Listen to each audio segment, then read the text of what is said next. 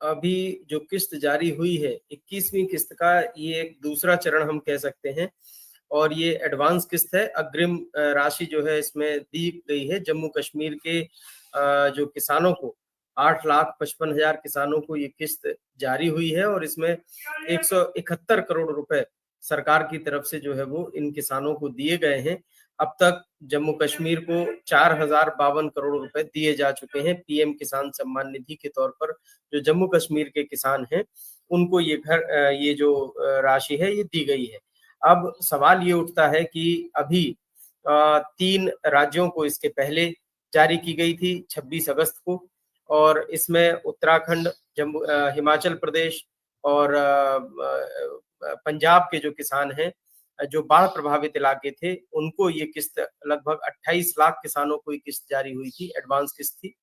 और अब जो है जम्मू कश्मीर के किसानों को ये दी गई है, लगभग 8.5 लाख किसान हैं। सवाल ये है कि देश के बाकी राज्यों के जो किसान हैं और जो पीएम किसान सम्मान निधि के लाभार्थी हैं, क्या उनका ऐसा जो नाराजगी की बात हो रही है, नाराजगी बिल्कुल जायज है कि मौसम की जो मार है वो पूरे देश के किसानों पर पड़ रही है। वो चाहे बुंदेलखंड से लेकर विदर्भ तक के जो किसान हैं, पहले से जो परेशानियों से जूझ रहे थे, उन किसानों को क्यों जो है वो इतना इंतजार करवाया जा रहा है।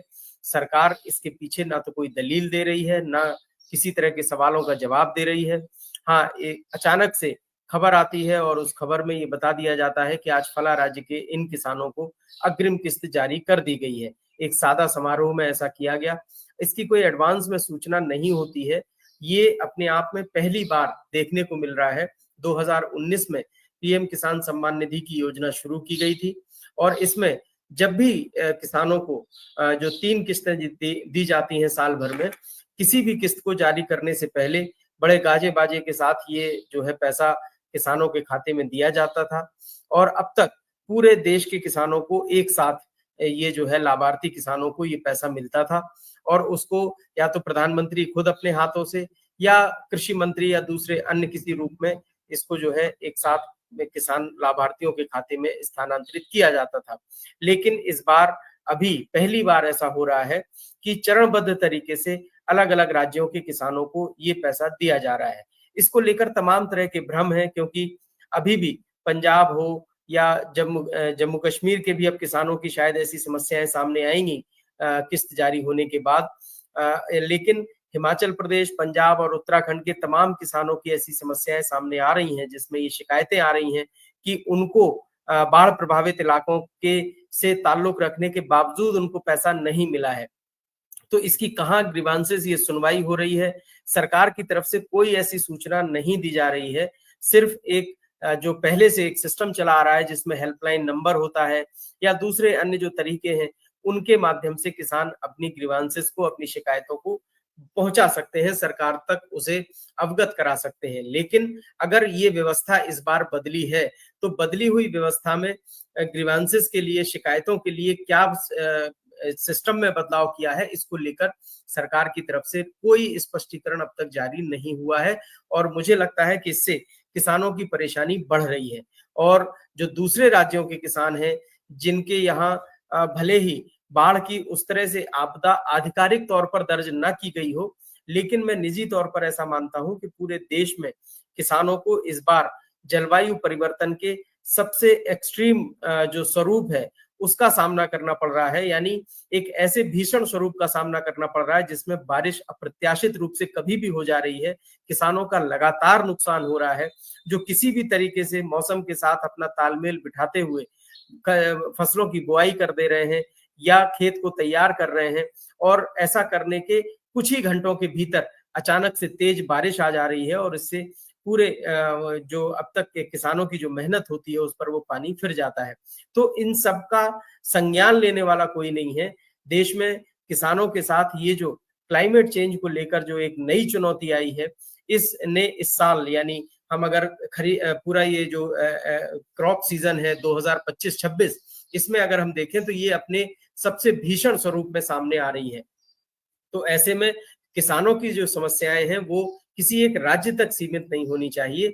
सरकार के अपने जो अधिकारी जो रिपोर्ट के आधार पर किसी भी राज्य को आपदा प्रभावित राज्य घोषित करते हैं या एक क्षेत्र विशेष को बाढ़ प्रभावित या बारिश से प्रभावित होने के कारण उसको जो है एक स्पेसिफिक दर्जा दे देते हैं और उसका लाभ पीएम किसान सम्मान निधि की ये जो अग्रिम राशि है इसके रूप में भले ही मिल जाता हो, लेकिन बाकी इलाकों के जो किसान हैं वो अपने आप को ऐसे में ठगा सा महसूस करते हैं। उनको लगता है कि उनके साथ एक तरह से छल हो रहा है।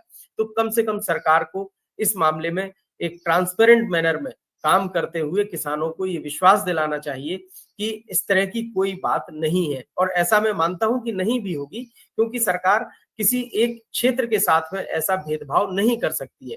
ये बात बिल्कुल सही है कि जम्मू कश्मीर के या पंजाब और हिमाचल प्रदेश और उत्तराखंड के जिन किसानों को बाढ़ के कारण उनकी 100% फसलें खराब हुई हैं, उनकी जो परेशानियां हैं उनके साथ पूरे देश के किसान खड़े हुए हैं, पूरा देश खड़ा हुआ है।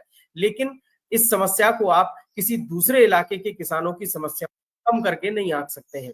तो ऐसे में मुझे लगता है कि ये चरणबद्ध तरीके से और अचानक से किसी भी राज्य के किसानों को पीएम किसान सम्मान निधि की किस्त जो है वो जारी कर देना, ये न्यायोचित नहीं लगता है। और ऐसा लगता है कि अब किसान दिन भर बैठ के यही इंतजार करे कि आज या कल या कभी भी उसके खाते में पैसा आ सकता है। इसकी सूचना दी जा सकती है। सरकार के पास इतना बड़ा तंत्र है, पूरी तैयारियां कर ली जाती हैं। सपोज अगर कल जम्मू कश्मीर के किसानों को ही जो राशि दी गई है, इसके लिए ऐसा नहीं है कि आनन फानन में तैयारियां की गई हो और विदिन एन आवर सरकार ने फैसला कर लिया हो। पहले से इसकी सूचना दी जा सकती थी, तो देश के अन्य इलाकों के किसान तैयार रहते कि आज जम्मू कश्मीर के किसानों के खाते में आएगी। एक अगर सरकार ने कोई शेड्यूल बनाया है तो शेड्यूल को भी जारी कर सकते हैं कि फला राज्य के किसानों को कब वो स्कीम की राशि दी जाएगी, कब वो किस्त मिलेगी।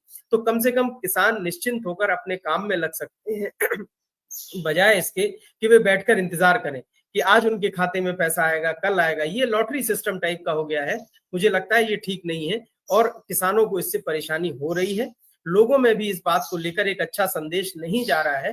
तो सरकार को कम से कम इस बात की सूचना पहले से, अगर अग्रिम किस्त दे रहे हैं तो अग्रिम सूचना भी दी जानी चाहिए, जिससे कि उस राज्य के किसान, अगर मान लीजिए हम जम्मू कश्मीर की ही बात करते हैं, तो वहां के किसान अपनी खातों को ठीक से देख सकते हैं।